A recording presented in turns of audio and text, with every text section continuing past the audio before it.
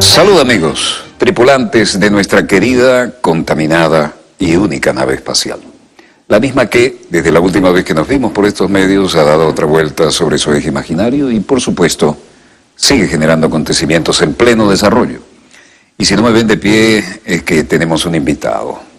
Y el invitado es importante. Quiero presentarles a David Paravicini, ingeniero mecánico, magíster en planificación en el área de ciencia y tecnología, experto en políticas públicas energéticas, profesor universitario.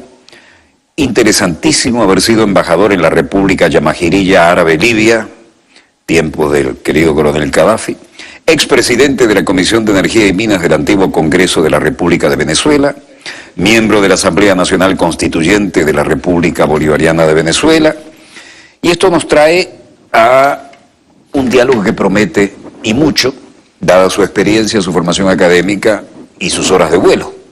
Bienvenido, doctor. Gracias por la invitación. Y quisiera recordar, ya que estuvo como embajador en la República Árabe Yamahiriya Libia, aquellos tiempos del querido y recordado coronel Gaddafi. ¿Cómo le fue por allá en aquella época? Bueno, la primera impresión que no había ido a un país árabe con un régimen, si se quiere, pues bastante estricto, ¿no? En mi opinión, cuando llegué ahí. Después viajamos a otros países árabes y nos resultó entonces ya comparativamente que extraordinario. La forma en que el pueblo libio quería y amaba y respetaba a su líder, realmente era algo asombroso porque para uno occidental, porque son choques culturales. O sea, el tema, por ejemplo, que no hay bares, los cines hay que ir en familia. Es decir, una serie de costumbres donde todo, ver la gente en la calle, caminando. En la Libia de Gaddafi el último trago se tomaba en el avión antes de aterrizar. Bueno, como uno estaba en la embajada, como estaba en territorio venezolano y ahí se podía. Realmente fue una experiencia bien interesante. Ese año 2005 fue el año donde el presidente Chávez además dio el cambio y empezó a anunciar el socialismo. Y eso llevó a que además las relaciones entre Libia y Venezuela tomaron una intensidad adicional. Recordemos que las relaciones de Libia con Venezuela se remontan a mucho tiempo. Pedro Duno, se llama Domingo Alberto Rangel, una hermana de un copillano, viajaban mucho a Libia, de hecho conformaron grupos de lo que se llamaba de divulgadores del Libro Verde. Eso fue una época, pues aquí en Venezuela, y con esa imagen estuvimos nosotros allá y se retoma como una conocimiento y una relación más estrecha con el presidente Chávez, y nos dio pues también a nosotros allá una cierta distinción que no buscábamos, pero era también un reflejo del pueblo libio, del gobierno libio para con uno, pues. Tengo aquí algunos temas que parecen obligatorios. Usted ha estado realmente involucrado en el tema petrolero y eso tiene un valor estratégico, que es un lugar común mencionarlo, ¿no? Pero, por ejemplo, la reserva del Estado venezolano de la actividad petrolera y otras de carácter estratégico, ¿no? Ahora usted está en el Parlamento. Está en la Asamblea Nacional Constituyente. La Asamblea Nacional Constituyente, ahora. Que los de la Guardia Vieja decimos el Parlamento, ¿no? Y dice, artículo 302, que es un punto interesante. El Estado se reserva mediante la ley orgánica respectiva y por razones de conveniencia nacional la actividad petrolera, otras industrias, explotaciones, servicios y bienes de interés público y de carácter estratégico. ¿Cómo se maneja eso ahora? Bueno, ese artículo, el presidente Chávez inclusive llegó a quejarse ahí hay escritos donde el presidente, y videos donde el presidente públicamente, el presidente Chávez se quejó de esa redacción. Y él se refería a esto como que entre que se habían aprobado los artículos en conversaciones con él, en su despacho y con los constituyentes, y la publicación de la Constitución, hubo unos cambios, dice, los fantasmas que surgieron, nadie sabe quién fue, y cambiaron las redacciones originales. Nadie sabe quién fue. Debe haber alguien que sepa, pero quizás el propio presidente Chávez prefirió que eso se mantuviese, yo tengo mi sospecha. Creo que el jefe el que quedó de presidente de la comisión de la redacción de estos artículos fue Alfredo Peña, que tenía una relación pues muy estrecha con el que era presidente de la Asamblea Nacional Constituyente, que era el señor Miquilena, pues. Esa era la combinación que había ahí. Lindo par de dos. Y que no solamente en este caso, donde la queja del presidente era, y de hecho en la reforma que propuso en el año 2007, completó, pues se trató de llevar este artículo a su redacción original, según él decía, pues que incluye en este artículo el gas y el carbón. Si hubiese conocido de las reservas de torio que se anuncian, las del coltán, seguramente las habría agregado allí. El concepto del presidente Chávez es que un país como los nuestros, dependientes, subdesarrollados, no tenemos el tema de vivir de la explotación de nuestras materias primas es el tema de la salvación o de la posibilidad de que nuestros países tengan la base material para poder impulsar los proyectos que lo lleven a un posible desarrollo o crecimiento económico. Y la importancia de preservar, bueno, primero tener patria, segundo, la soberanía nacional, pues el dominio de la soberanía por un pueblo y la defensa, pues, y la soberanía sobre sus recursos naturales. Y entonces esto era una deficiencia y sigue siendo una deficiencia importante, en lo cual el gas, bajo un concepto de mentalidad dentro de la industria petrolera mundial, en que el gas no vale. Para los petroleros el gas es un desecho. Y de ahí, pues que buena parte de los países petroleros el gas se sigue quemando, no tiene utilidad. Venezuela nunca hemos dejado de hacerlo. Es los famosos, tristemente célebres mechurrios. Siguen siendo mechurrios. Es quemar oro en polvo ahí. 1.000 millones de pies cúbicos estamos quemando ahora. ¡Qué barbaridad! Entonces, ¿y no hay manera de aprovechar eso? Yo creo que ha habido una reacción. El presidente Nicolás Maduro, primero el presidente Chávez en un aló presidente que hizo en Anaco, que se llamó de la Revolución Gasífera. Eso fue en septiembre del año 2007. Habló de eso, dice que es inexplicable, no tiene ningún tipo de justificación que estemos quemando ese gas y estemos utilizando líquidos para generar electricidad. Líquidos, estamos hablando de fuel o diésel. Y ahí hizo un plan que se llamó la Revolución Gasífera en el año 2007. Bueno, han pasado ¿cuántos años ya? Del 2007, 10 años. Y esos programas y esos proyectos han avanzado poco o muy poco. Quizás alguno, una tubería, la interconexión del centro-occidente, el ICO, el gas, la tubería de gas de la conexión en Colombia, que era para exportar gas a Colombia, estuvimos importando un tiempo. Y estuvimos importando gas. En lugar de exportarlo a Colombia. Sí, señor. Así explíqueme esa ridícula circunstancia histórica. Sí, pero eso, mira, yo creo que uno puede empezar a atar caos y hay investigaciones que pueden llevarnos a otras cosas, pero conocí gerentes de PDVSA, no están ahorita, que le reclamaba esto. Yo decía, mira, desde hace muchísimo tiempo en Europa, en Estados Unidos, nadie que esté en la industria, en el terreno de la energía, nadie que maneje conceptos, que tenga los conceptos básicos de la termodinámica, se le ocurre generar energía eléctrica con líquidos, porque los costos son las comparaciones que están, inclusive las hacían, pero fue demostrado, ¿no? Esa cosa que tenemos los ingenieros mecánicos demostrar Es como prender la parrillera el domingo, que en vez de utilizar un periódico, utilizar un billete de $100. Es el equivalente del derroche. Es decir, para algo como prender la parrillera, en vez de usted usar un papel de periódico, utilizase un billete de 100. Pues es la comparación, lo que vale los líquidos del petróleo y la comparación con gas natural, que es el gas que tenemos nosotros también en mucha abundancia. Pero es la mentalidad, porque el gas no vale.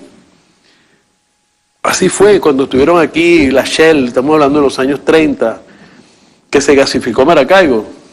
De Maracaibo la gasifica la Shell.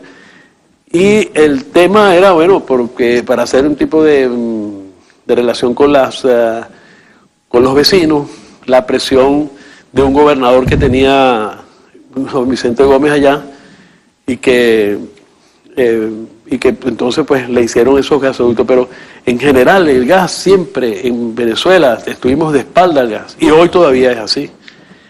Ha habido, como te dije, un reclamo y una presión del presidente Nicolás Maduro con respecto a los proyectos de gas. Se están terminando de hacer unas tuberías para que las plantas en Occidente que están funcionando con diésel ya cambien, porque son sistemas duales. Son máquinas que se compran y ya pueden funcionar con diésel o con gas. Hay algunos que llaman ciclos combinados, que trabajan con vapor, que además es la forma más limpia de producir. Pero bueno, en general tenemos esa rémora, ¿no?, aquí en Venezuela con el tema del uso del gas. No creo que haya sido la situación para este capítulo del gas, dejarlo afuera, porque ese mismo año que se discutía la Constitución, también se elaboró la ley de los hidrocarburos gaseosos.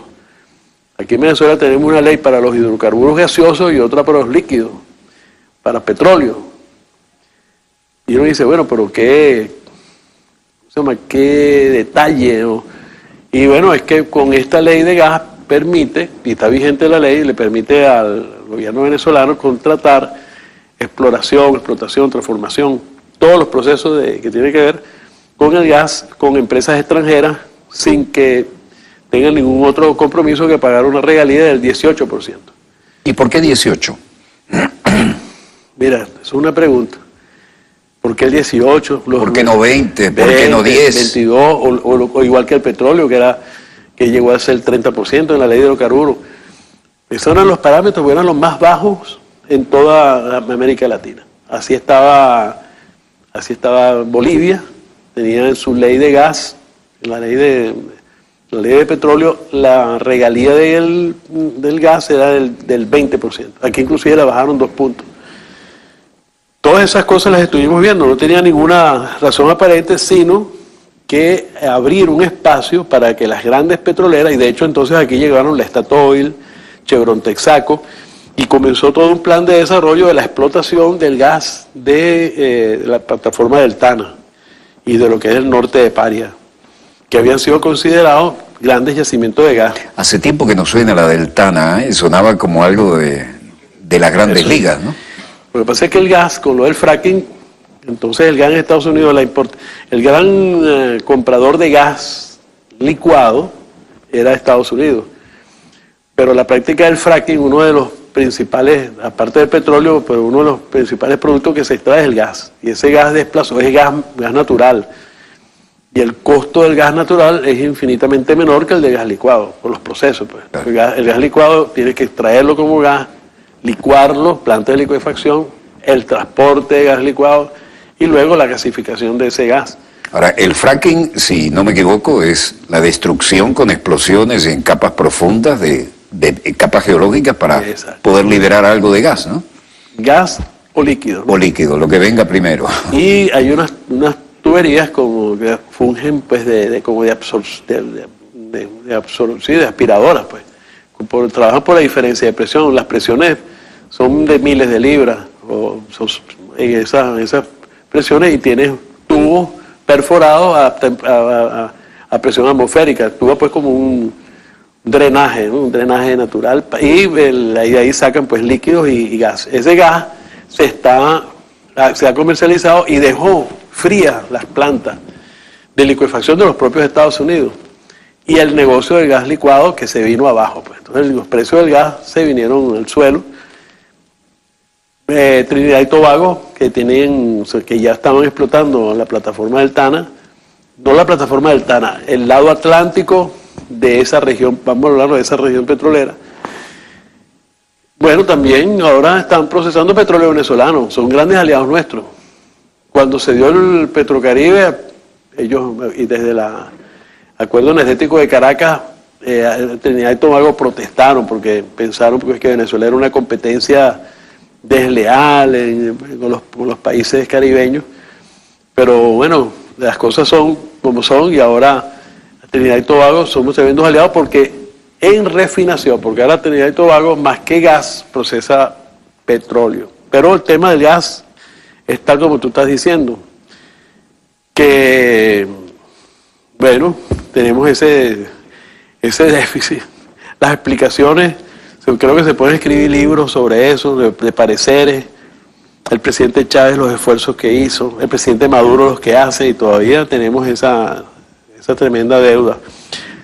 Viéndolo en positivo, tenemos una gigantesca riqueza que no hemos explotado y además que es mucho más barata que la explotación de petróleo. Desde un punto de vista de racionalización de los recursos. Para un petrolero, quizás dice, bueno, pero si el petróleo es lo que se vende, si lo que se valora en el mercado del petróleo, lo que venga con él y quede allí es basura. Es más o menos el pensamiento del petrolero. Digo que no solamente es el de aquí, pues no es el venezolano, es el perforador de petróleo. El perforador siempre busca lo que le dé mayor rendimiento, no importa el desastre que deje atrás, sí, y lo que le permita mayor retorno a su inversión. Eso, es una cultura. Es una cultura que no cuida nada del planeta. Así como los periodistas piensan, el periodista internacional, los ingenieros mecánicos, bueno, así el perforador petrolero tiene una psicología, Por supuesto que eso no justifica porque los países no son petroleros, los países tienen que tienen racionalizar. Y aquí hay multas por quemar el gas. Pero los petroleros y quienes dirigen esa industria prefieren pagar las multas a la racionalización del uso del gas. Así serán los márgenes de ganancia, ¿no? Prefieren pagar la multa y seguir destrozando la cosa. No hemos avanzado mucho en el cuidado de nuestra querida, contaminada y única nave espacial, ¿no? En toda mi investigación, que yo he hecho sobre ese tema, quienes primero se preocuparon del gas y lo incluyeron en la ley fue Medina Angarita en la ley del 43. General Medina Angarita. General Medina Angarita. Posteriormente, Pérez Alfonso llegó en los años ya, cuando llega Acción Democrática al poder en el año 58. Juan Pablo Pérez Alfonso. Juan Pablo Pérez Alfonso. Genio, tuve el honor de conocerlo. Sí, yo recibí clases de petróleo de él. Alfredo Maneiro, que éramos de la causa R, cuando estábamos muy jóvenes, pues, de los años 70, 71, y empezó Pérez Alfonso a dar clases sobre el petróleo en su casa. ¿En su casa? Sí, en su casa. Gran nacionalista, además. Entonces ¿no? Es un hombre, ¿verdad?, extraordinario, una jovialidad, Y entonces Alfredo nos dijo, no, ahí es donde se aprende el petróleo, no es en la universidad. Por cierto que allí fue que conocí yo a este profesor Carlos Mendoza Portela, porque él también era economista, yo era ingeniero, y nos coincidimos ahí tomando clase con Pérez Alfonso en el jardín. Nos decía que había que cepillarse los dientes, era con ramitas de hierbabuena, que era mejor que los cepillos de dientes. Tenía sus ideas propias respecto a muchos temas. Sí. Entonces, bueno, después fue Pérez Alfonso, y después Chávez y Maduro. Eso es una corriente histórica que se revitalizó en sí misma, ¿no? Exacto. Pero menos mal que apareció esto, porque si no hubiéramos vuelto décadas atrás, ¿no? Pero de espaldas inclusive las tendencias mundiales. A eso me refiero. Yo creo, por ejemplo, la contradicción más grande que puede haber. Aquí son dos gigantescas contradicciones, solo se explican por el nivel de dependencia y de sumisión a los grandes poderes que en este caso tenía la PDVSA de esa época. Se empiezan a desarrollar tecnologías que permiten pensar que el petróleo extrapesado puede ser procesado. Refinerías que llaman de conversión profunda. Estas refinerías son más costosas, pero son mucho más eficientes. O sea, el aprovechamiento de los crudos llega al 90, 95%, a diferencia del 60, 65, 70 en refinerías estándar. 90-95% de aprovechamiento comparado con el 60 y algo del estándar. Del estándar, de una refinería estándar. Claro, la diferencia de costo también es 1-4. Pero en el caso entonces, cuando vamos a explotar el bitumen, la faja bituminosa, o sea que viene la invitación a que se explote la faja bituminosa del Orinoco, lo que se piensa y se trae para mejorar ese crudo extra pesado, o sea, se hace inversiones para mejorar el crudo y exportar crudos mejorados. O sea, no refinar el crudo y exportar productos elaborados. Es decir, con valor agregado, porque además. no exportas gasolina, porque no exportas diésel, porque no exportas nafta, jet fuel, bueno, todo esto, pues no. En bruto. Es una inversión enorme para exportar crudos mejorados. Seguimos unos exportadores de un petróleo más liviano. De ahí hay una relación de dependencia. La tecnología es de la Fluor. No es de la Fluor, ya te voy a decir de quién es. Pero lo otro es que esa tecnología que tenemos para mejorar el crudo inyecta gas. O sea, gas que sacamos de producción y lo llevamos para romper las cadenas, y entonces esas cadenas de gas con el petróleo producen un desecho que es el coque, que sigue siendo el remanente de energía. O sea, entró un crudo de 8 grados, 10 grados API, sale uno de 18, y esa energía, esa cantidad de petróleo pues, que se sacó, de cadenas de carbono que se sacaron de ahí, va hacia la formación de una piedra, ¿no?, que es el coque. Recuerdo. En el mundo ya, para esa época, el tratamiento del bitumen o de crudos extrapesados era el tratamiento con oxígeno, con hidrógeno, que deja como resultado no el coque, sino el gas. Y eso no es por otra cosa, sino que el gas en países como Canadá, o en países desarrollados, el gas es realmente una fuente energética, porque el gas metano... Sobre todo los países con los inviernos crudísimos, ¿no? Pero el gas metano es un valor porque en el sitio donde está. Claro. Si llevarse a otro sitio hay que hacer los procesos de licuefacción y luego de gasificación, que encarece muchísimo, pero es una verdadera ventaja contar con gas metano en estos países. Bueno, aquí realmente el gas lo hacemos para producir un coque, que no sé si has ido a Barcelona o pasar por esa carretera, que es esas montañas de coque, pues. No, incluso el coque en Inglaterra y los países de la influencia inglesa también se utilizaba como un derivado de calefacción en los inviernos duros, ¿no? Pero vamos a hacer un breve corte y volvemos con más acontecimientos en pleno desarrollo y profundizaremos en esta verdadera clase magistral sobre cuál es la realidad en la energía sobre la que estamos realmente basando nuestro pasado, nuestra historia, y tenemos que prevenir nuestro futuro inmediato. Breve corte y volvemos de inmediato con más acontecimientos que hoy están aquí en pleno desarrollo. Ya volvemos.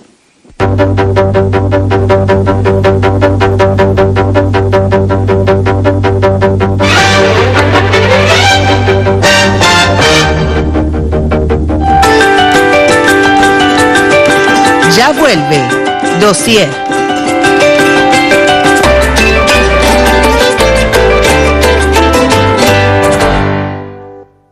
Julio Borges es la cabeza de quienes han pedido y han ido a hacer lobby para que a Venezuela se le impongan decisiones que nos afectan, nos causan un gran daño financiero, económico y energético.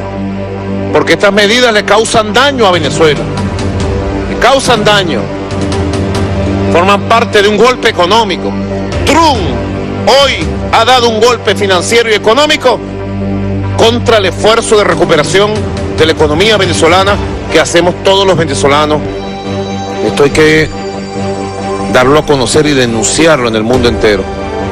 Todo lo que están intentando hacer contra Venezuela fracasará y Venezuela saldrá fortalecida, cada vez más libre cada vez más independiente en lo económico, en lo financiero, en lo político, en lo diplomático, en lo militar. Yo lo ubico en el proceso de liberación nacional, de independencia rebelde de Venezuela y de América Latina frente a las amarras antiguas, vetustas. Hemos entrado en la etapa post-hegemonía estadounidense sobre Venezuela, América Latina, el Caribe y el mundo. En PDVSA Gas nos preocupamos por el bienestar de la familia. El gas debe utilizarse conscientemente. Por ello te recomendamos: no manipules las instalaciones de gas. Déjalo en manos de personas con experiencia o certificados por PDVSA Gas.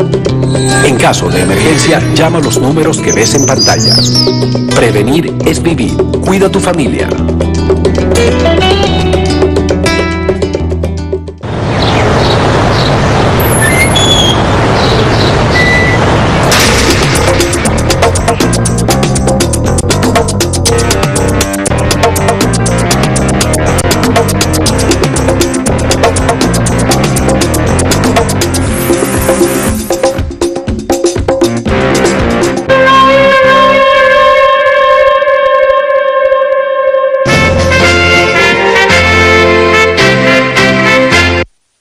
Cuando digo soy, quiero decir somos. Cuando digo soy, demuestro que aquí estoy chambeando por lo mío pa' mañana desde hoy, echándole pichón con buena intención, con la iniciativa porque esa es la misión. Levanta la mano, mira siempre al frente, dignidad y trabajo, mi gente valiente. Te explico cómo es la cosa, suelta tus ideas que llegó la hora. Es el momento de los creadores, de lo hecho a manos de los luchadores. Cuando digo soy, quiero decir somos. Cuando digo soy, quiero decir somos. Club Móvil, Banco Bicentenario del Pueblo. Hola, soy Cristal y este mensaje es para informar a las servidoras y servidores públicos que tienen la obligación de actualizar la declaración jurada de patrimonio, que tendrán una prórroga hasta el 31 de agosto del año en curso, aprobada mediante la resolución de fecha 25 de julio de 2017, emanada de la Contraloría General de la República Bolivariana de Venezuela. El incumplimiento de esta exigencia podrá ser sancionado con multas de entre 50 y 500 unidades tributarias, la suspensión del ejercicio del cargo sin goce de sueldo hasta por 12 meses o la inhabilitación para ejercer cualquier cargo público. Cumple con tu obligación y evita las sanciones contempladas en la ley. Contraloras y contralores, somos todos.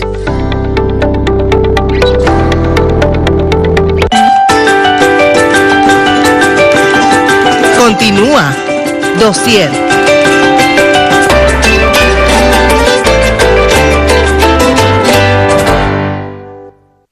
Volvemos con más acontecimientos en pleno desarrollo y hoy tenemos una cátedra sobre el tema energético y diversos aspectos que no siempre han sido divulgados en la cantidad necesaria y suficiente. Un tema que quisiera plantear a nuestro brillante invitado David Paravicini, es decir, conservar o no la realidad de las acciones de las filiales de PDVSA, que siempre fueron un tema muy debatido. ¿Cómo se ve eso en la actualidad?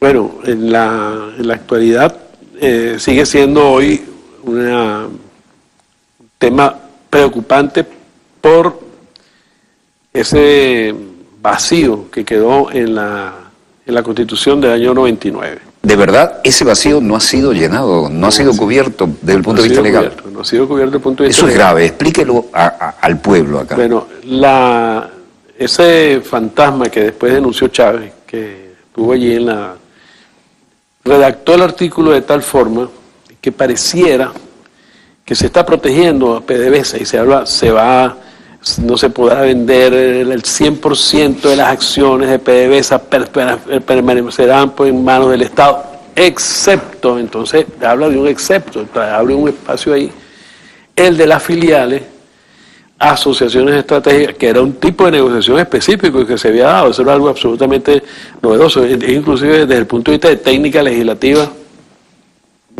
Fui diputado y senador, tuvimos que estudiar algo de eso.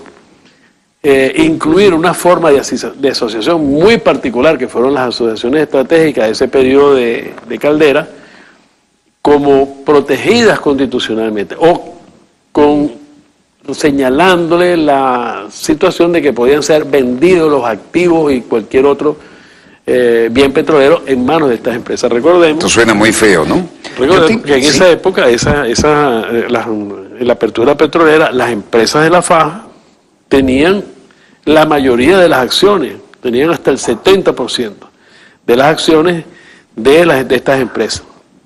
De manera que este artículo les permitía. Acá hay un artículo que yo quiero citar, artículo 303. Por razones de soberanía económica, política y de estrategia nacional, el Estado conservará la totalidad de las acciones de Petróleos de Venezuela S.A. o del ente creado para el manejo de la industria petrolera, y aquí viene, exceptuando la de las filiales, asociaciones estratégicas, empresas y cualquier otra que se haya constituido o se constituya como consecuencia del desarrollo de negocios de Petróleos de Venezuela S.A. Exacto. ¿Eso qué quiere decir? Que ya en la prefiguración de lo que esta gente tenía entendido lo que podía hacer PDVSA, bueno, hacer una gran empresa, el 100% de las acciones en manos del gobierno o del Estado, pero vacía, sin reservas, porque los activos en manos de estas asociaciones estratégicas, de estas filiales, eran, bueno, de ahí era un paso a entregar todas nuestras reservas en esa condición. De hecho, eso es nuestra nacionalización fue Chucuta. Entonces, no, pero además este hecho, este artículo a la medida de alguien, ¿no? Era un artículo para terminar de desnacionalizar lo que había quedado en esa nacionalización Chucuta. Eso es de lesa patria.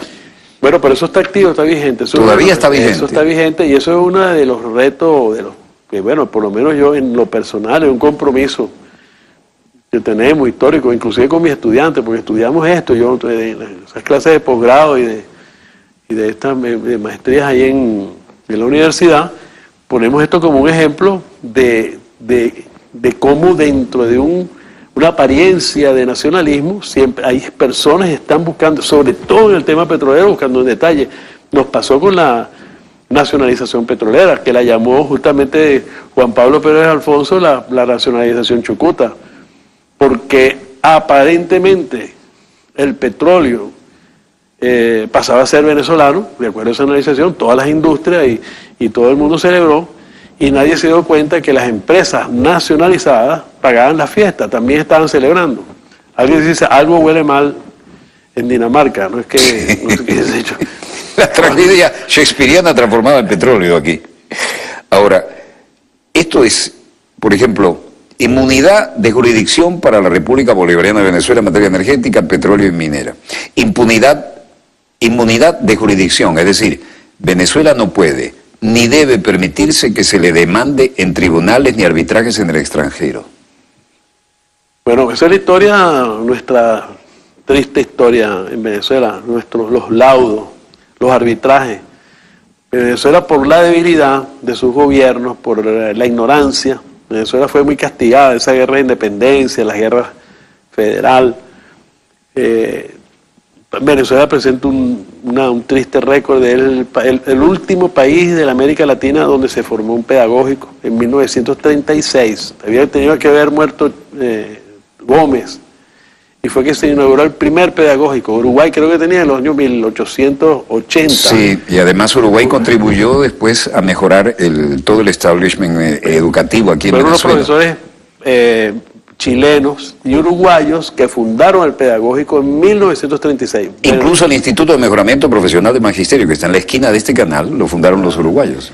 Pero entre esa combinación de ignorancia y de traición, que se hizo muy típico, es famoso el ruego que le hicieron los oligarcas de Caracas y venezolanos, pues concentrados en la capital, le hicieron a los ingleses que vinieran a salvarlos de las huestes de Zamora y están dispuestos a entregarle Guayana y todo el sur del país. Por Dios. Para darle la protección que llaman. Bueno, esas son ¿Qué diferencia con el sur de Uruguay, que derrotó 2 veces al ejército, a la flota inglesa, ¿no?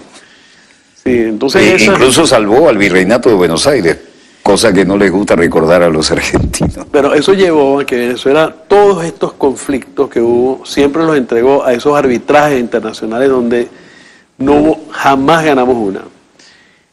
Y siguiendo esa costumbre, impusieron aquí las transnacionales que todos los contratos firmados no se iban a tener, no iban a ser tratados con tribunales venezolanos, sino por los arbitrajes. Todo eso se firmó así hasta que llegó el presidente Chávez, hasta el 90, hasta el año 2000, que se firman los contratos de gasíferos para Statoil, Chevron, Texaco, en plataforma del Tana, y ya entonces entra, sin haber una primera condición que ya pone el presidente Chávez, es que no van a haber arbitrajes, sino que los juicios. De manera que este artículo de la Constitución empezó a respetarse pues a partir pues del año 2000. Si no aparece Chávez estaríamos como en el siglo pasado, ¿no? Sí, inmunidad de jurisdicción, es decir, Venezuela no puede ni debe permitirse que se le demande en tribunales ni arbitrajes en el extranjero. Ahí empieza a cambiar la cosa, ¿no? Artículo 151 de la Constitución Bolivariana. En los contratos de interés públicos, si no fuere improcedente de acuerdo con la naturaleza de los mismos, se considerará incorporada, aun cuando no estuviese expresa, una cláusula según la cual las dudas y controversias que puedan suscitarse sobre dichos contratos y que no llegaren a ser resueltas amigablemente por las partes contratantes serán decididas por los tribunales competentes de la República, no en el exterior, ¿no? De conformidad con sus leyes, sin que por ningún motivo ni causa pueda dar origen a reclamaciones extranjeras. Sí. ¿Se respeta esto o no? Hoy se está respetando. Yo no tengo noticias de que se haya dado marcha, entonces está cumpliendo.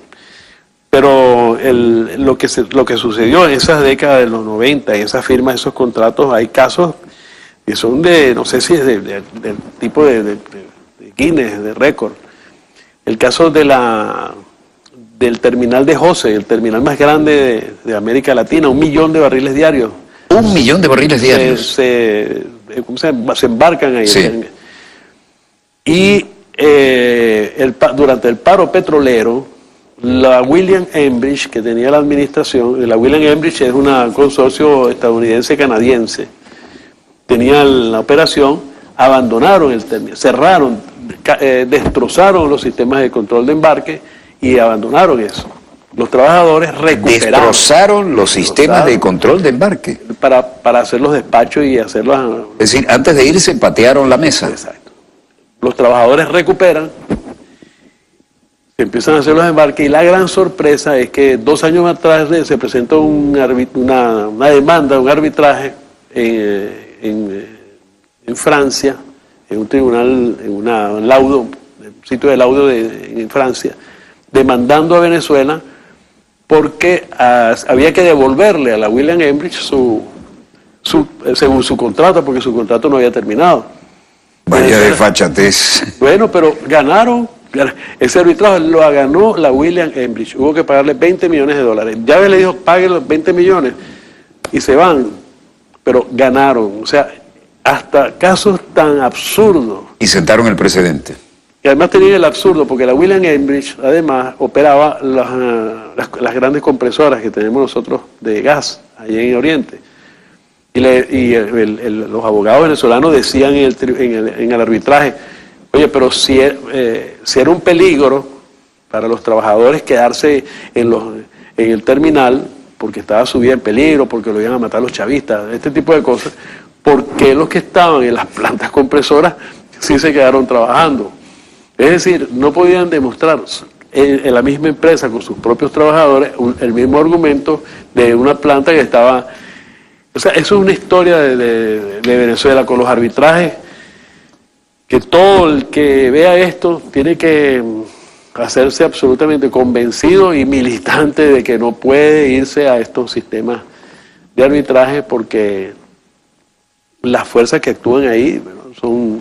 De antemano ya tenemos la batalla perdida. Claro, alguien podrá decir que ganamos el arbitraje contra la ExxonMobil, ahora reciente, cuando hicieron una demanda por $13.000 millones por el asunto de un contrato de Cerro Negro. Expliquemos bien eso, porque eso fue muy divulgado, pero Juan Bimba no lo entiende muy claro. ¿Cómo fue eso?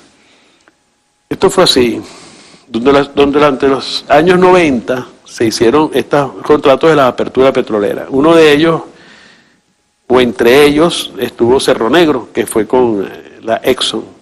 Todavía no era ExxonMobil, porque ellos se fusionaron después, posteriormente. Cuando suben los precios del petróleo, el presidente Chávez decide que las proporciones en las que estábamos participando en esos contratos, con esas asociaciones, con esas empresas, no nos eran favorables. Y le hace una propuesta de hacer una reconversión y que pasaran de las situaciones mayoritarias accionistas de 60 hasta de 70%, pasaran a una relación de 40-60. Es decir, Venezuela le reconocía la diferencia de pasar de tener el 70% de las acciones a tener un 40%. Y Venezuela pasaba del 30, 35, de lo que tuviese al 60%. Bueno, la Chevron aceptó, Texaco, varias empresas aceptaron, pero la Exxon no aceptó que se le liquidara el porcentaje de acuerdo a los valores libros que eran los convenimientos que se había llegado. ¿Qué significa un valor libro? Cuando se arranca o se empieza la relación, se escribe y se define cómo son las inversiones. Y en este caso la propia Exxon exigió que se relacionara con los valores reales de inversión cada uno de los valores que tenía cada empresa. Es decir, como además estaban mayoritariamente en los contratos, pensaron siempre pues esa situación de socio mayoritario les daba una ventaja. Cuando pasa esta condición, exigen que no se pague de valor libro, sino valor mercado. Es decir, ¿cuánto vale la Cerro Negro? De acuerdo al contrato, usted decía, Cerro Negro en cualquier momento agarra el valor libro y ahí le lleva cuál es el valor de sus activos. Ahora, una cosa es una petrolera. Aclaremos bien para el público que no es experto en esto. El valor libro, en este caso, en el es la inversión. La ¿Cuánto inversión. invirtió usted? 2 bolívares, 4 bolívares, 1000 bolívares, $1 millón, eso es su inversión. La ExxonMobil había invertido $800 millones en Cerro Negro.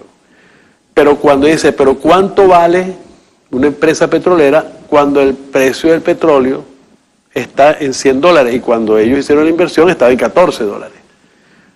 ¿Cuánto vale la empresa si el petróleo está en 14? ¿A cuánto vale la empresa? Entonces plantearon esa discusión. La discusión pudiera haber sido válida si ellos mismos, tan vivos o tan astutos, no hubieran incluido en estos contratos que cualquier negociación de liquidación se iba a dar por los valores libres, es decir, de la inversión real. Ya Venezuela le había pagado los $800 millones a la Exxon, y por eso es que, y en esos casos de esos arbitrajes, sucesivamente, bueno, no sé si es la presión mundial, pero o por Chávez, o porque el pueblo venezolano despertó, la fuerza del pueblo venezolano, pero nos pudimos quitar como de encima esa especie de desgracia permanente que teníamos en esos arbitrajes, que los perdíamos. Esto lo hemos ganado todo. Desde que Chávez cambió el rumbo, empezaron esos cambios, porque antes no se ganaba una contra una petrolera. No se ganaba, y en este caso, la solidez de la forma como se han ido haciendo las cosas. Además hubo coherencia, hubo estrategia y hubo un rumbo claro, ¿no? Exactamente. Y gerencia también. La gerencia es fundamental. La gerencia de Ramírez, si en algo fue bien exhaustivo, fue en ese tratamiento con las transnacionales.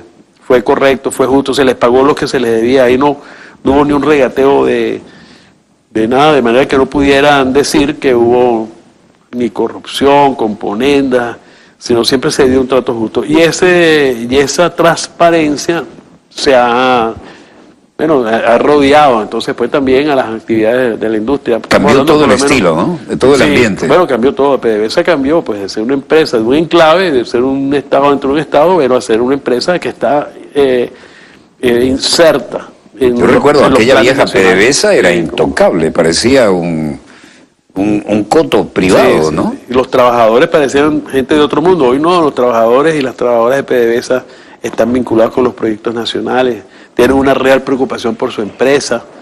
Es decir, hoy pues llevan el tricolor patrio. El tricolor patrio, tienen el dolor y el pundonor de ver su empresa, preocupados de cómo cómo hacer para que su empresa mejore sus estándares, sufren con esto. O sea, ahí estamos bien. Yo creo que es un cambio, pero extraordinario, del compromiso de una empresa de ese tamaño con su patria y el de sus trabajadores y trabajadoras en un compromiso, además con ser eficientes, ser mejores profesionales. Hay muchas quejas, efectivamente, se habla pues que hubo un proceso de politización muy grande en los cargos, pero yo le doy clase a trabajadores de bastantes, una buena parte de los trabajadores ahí en la Universidad Bolivariana, y son preocupados por su empresa, por su industria, por su trabajo, y están trabajando en eso. Son procesos que se están dando. Afortunadamente el mismo presidente Nicolás Maduro se ha puesto como al frente de estas luchas. Algunas de las organizaciones sindicales acompañan a los trabajadores en esta campaña, y yo soy optimista en ese sentido de que PDVSA además puede poder superar muchos de los problemas internos que han surgido, que también tiene que ver con la presión gigantesca y brutal a la que están sometidos. El tema de los precios del petróleo, el tema de la sabotaje financiero a la que está siendo sometida. No solamente sabotaje financiero, sino también en el área de lo que es el acceso a ¿cómo se llama esto? A programas, a software, a transferencia tecnológica tecnología que requieren para mantener sus operaciones, suministros que son los necesarios para mantener los estándares de producción y refinación, y en otras operaciones que se convierten pues en algunos verdaderos retos para los trabajadores, poder superar esas situaciones. Pues este ha sido un rápido recorrido de varias décadas, ¿no?, en esta conversación. Pero el saldo es optimista, es nacionalista, y parece que todo cambia a partir de la influencia política del comandante Chávez, ¿no? Por primera vez en Venezuela, llega un presidente de la República que entiende el tema del rentismo, el tema de la renta, quizás porque el presidente lo entendió como un problema y no como un negocio. El presidente Chávez era un venezolano honesto, revolucionario, sobre todo patriota, y que llegó para ver cómo hacía para mejorar el país. Estaba más que demostrado por todas las teorías económicas que el rentismo, esa relación de Venezuela con la renta petrolera, había agotado todas las posibilidades de crecimiento y desarrollo del país. No estoy hablando del pueblo, que ya era el 80% estaba marinado. Estamos hablando de la propia oligarquía, del propio empresariado venezolano, porque esas relaciones donde la distorsión del gobierno es el que maneja el recurso petrolero, pero a su vez ese gobierno de Acción Democrática y COPEI habían abierto las puertas para que las grandes transnacionales se llevaran la renta.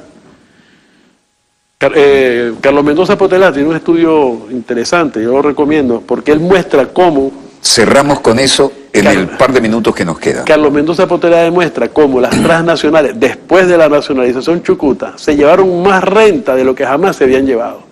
Y del 75% de renta que quedaba en Venezuela, demuestra cómo en el año 99 era el 15, el 16%. El presidente Chávez llevó esa renta del 15, 16% otra vez al 90% de captación de renta, que fue algo que hay que reconocerle a Rafael Ramírez porque puso un empeño importante en hacer esta recomposición. De manera que el presidente Chávez no solamente hace esto, sino que le da un impulso, una visión a la posibilidad de que Venezuela deje de ser ese país rentista, y es con la producción.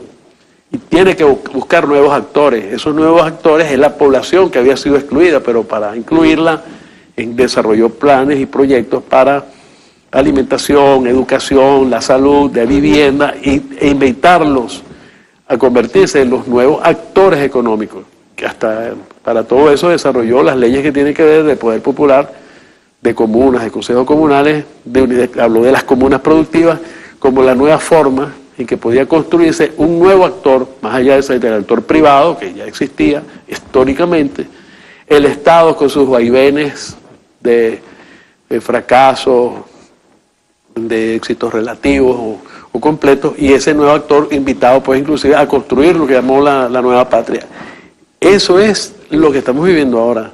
El gran enemigo que está sobre el espacio, sobre el terreno, es una opción de una democracia que pasó de representativa a democracia participativa, directa y protagónica, de un pueblo con recursos, estructuras, organización, capital, que también pues bienes de capital que fueron dirigidos por el presidente Chávez para aumentar el capital nacional, y que hoy pues efectivamente es una posibilidad de un pueblo que se da pues se puede autogobernar. Y esa es la amenaza a países desarrollados con unas democracias representativas que ya están totalmente desprestigiadas y que muestran esas sociedades unos agotamientos y no tienen fuerza como para salir de ello. Eso es la gran batalla política que estamos viviendo hoy a nivel global. No es una lucha local ni latinoamericana, es global, mundial. Esto lo estamos viendo ya pues en el mundo. Esa situación en la que la vieja dirigencia política no tiene ninguna conexión con el pueblo. Bueno, evidentemente uno, después de escuchar su exposición, que además no solo como profesor, sino como ingeniero, como petrolero experto, como hombre que ha recorrido todas las etapas de la industria, que para nosotros es la columna vertebral, es satisfactorio poder cerrar el programa con esta visión, con sentido de patria y sentido de trascendencia, y que estamos jugando a escala planetaria como se debe jugar al fin, ¿no? Después de este cambio, de este parteagua histórico que generó el comandante Chávez. Escala planetaria, esa es la palabra. Bueno, donde quiera que se encuentren. A grandes ligas, que diríamos. En las grandes ligas, donde quiera que se encuentren de ese lado del receptor, muchas gracias por habernos permitido estar allí con ustedes. Desde el estudio 3 de Venezolana de Televisión, donde se origina Dossier, cerramos aquí este especialísimo programa en algo tan fundamental para nosotros como lo es el tema petrolero. Gracias una vez más por su atención, muchas gracias por su cátedra magistral. Gracias, Walter. Y les habló Walter Martínez. Disponga usted de las cámaras, señor director.